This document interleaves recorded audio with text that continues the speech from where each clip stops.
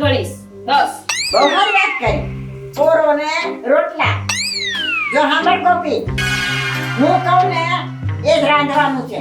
તું મારી સાસુ નથી, હું તારી સાસુ છું. લે રોજ માર બેટું યાદ કરાવે હો, હું તારી સાસુ છું, હું તારી સાસુ છું. કઈ વાંધો નહીં હાહુમાં, હું તમારી જ વહુ છું.